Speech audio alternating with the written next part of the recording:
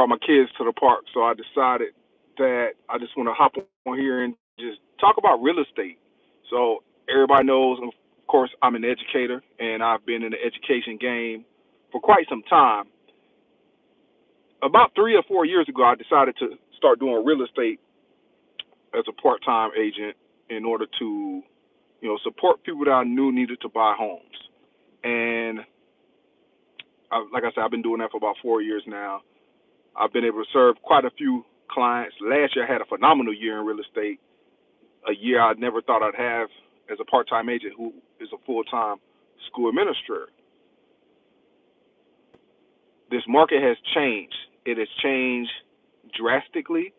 I am typically a buyer's agent. I pride myself on helping buyers and getting them into their first homes. I think that's an experience that everybody should have. Being able to help buyers get their first house is something they'll never forget. They'll never forget you for that. You'll never forget them. You'll never forget that experience. I've never really thought too much about listing. I've listed a few homes, but I like helping buyers more so than I like helping sellers. It's just one of those things I pride myself on, and I've done such a good job with my buyer clients that a lot of time they never knew I was a part-time agent. Our schedules meshed. I was able to help them in the evening or on the weekends. So, it just worked itself out.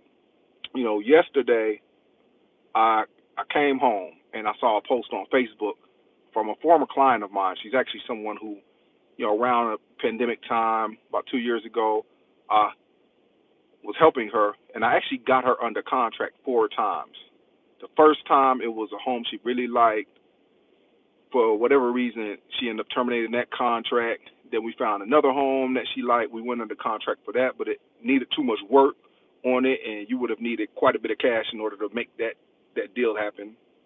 And then the third time we were under contract, she went back to home number one. We were able to negotiate a pretty good deal on that. And the day before closing, she terminated that contract because of some of the things that were supposed to be fixed were not fixed to her liking. Cool. Then we went under contract a fourth time with a townhome, brand new townhome. She ended up terminating that deal as well. So, she just decided to take a break from trying to buy homes, and she came back to me about 2 months ago and said she's ready to buy. And I put her in touch with my preferred loan officer, got her pre-qualified for a pretty nice amount of money. Actually, it was an amount of money where, 5, 6 years ago it would have been an astronomical amount, but now it's a situation where it's going to put you in a competitive situation. Still you're in that price range where you're going to be competing against quite a few offers. So I set up showing her 5 homes one night. We went to look at the 5 homes. She was lukewarm on one of the homes, but the other 4, she was cold. She was like, nope, absolutely not. So I had an epiphany when I got home. I said, I don't think I can help her. I just don't think that I have the time to help her. In this market, you need to be on it. You can't be like, oh, I'm going to show this home tomorrow night. I'm going to show this home this weekend like we had done in the past when the market was more so of a balanced market or a buyer's market.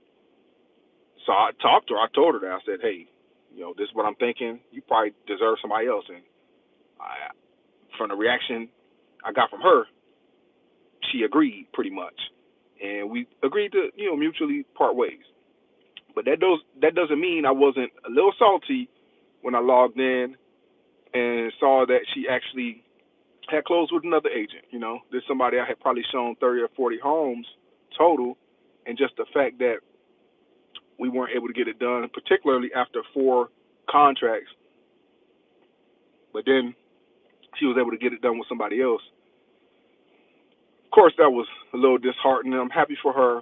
At the same time, we're just disappointed that we couldn't get that done. So that was one of the first things I had to deal with. Then, actually, earlier in the day, I heard that another client who I had got under contract back last summer, right under $300,000, got them under contract last summer. We were supposed to close like in January or February.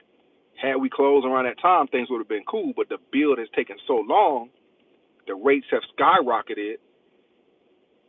They are no longer able to qualify for the mortgage because of the astronomical jump in the interest rate and the effect it would have had on the monthly payment.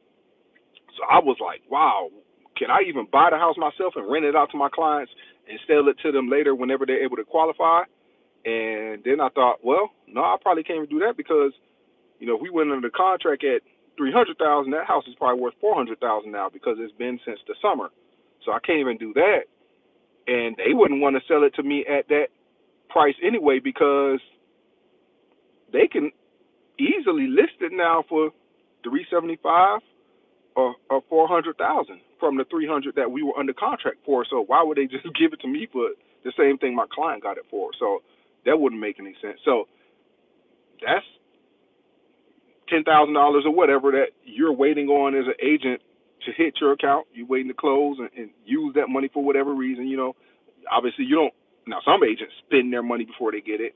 They're anticipating that check. They're anticipating that commission, and they spend the money. But me, I anticipate the commission, and I start allocating how I'm going to spend the commission. Hey, this is going to go to savings. This is going to go to investing, retirement, and this is going to go to doing this. It's going to go to doing that. But obviously, if you don't get that commission, then it's almost like the money is being taken out of your account, even though it never hits your account. But it's almost like being taken out of your account because you did all the work.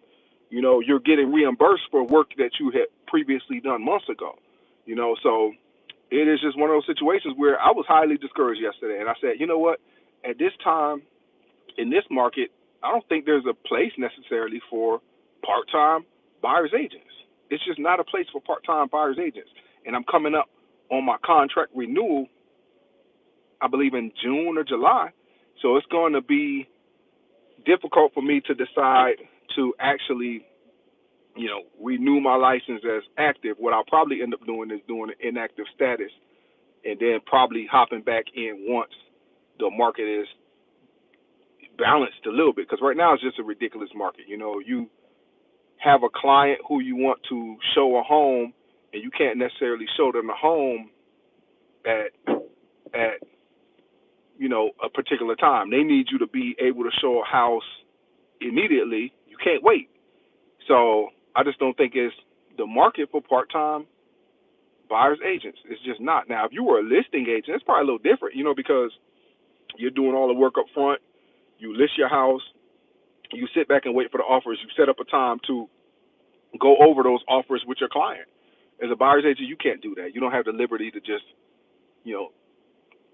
work part-time, work evening hours because your client might need you like at the snap of a finger like that. So, yeah, I'm thinking about just postponing real estate right now and keeping my license updated but inactive. I definitely won't let it expire because I believe that there, in the next year or two, 3 years, I don't know, it might flip back around and become a buyer's market again. I'm gonna tell you this: as an agent in a buyer's market, there's nothing like it. There is nothing like being a real estate agent in a buyer's market. I mean, I used to lowball the heck out of some people, and you just throw it out there, and then you get your offer accepted. There's nothing like that. But hey, I just wanted to hop on, and I'm at a point now where I think I'm just going to focus more so on just providing, continuing to provide top service in my full-time career and dedicating myself to that, and then just reallocating that time I was spending with my clients in real estate to just spending it with bettering myself and spending more time with my family. I think that's what I'm going to end up doing. It's not a bad thing. It's probably something I needed. When you're sometimes putting in 10, 15, 20 hours a week showing homes and you don't get anything out of that, you feel like I probably cheated my family out of that time.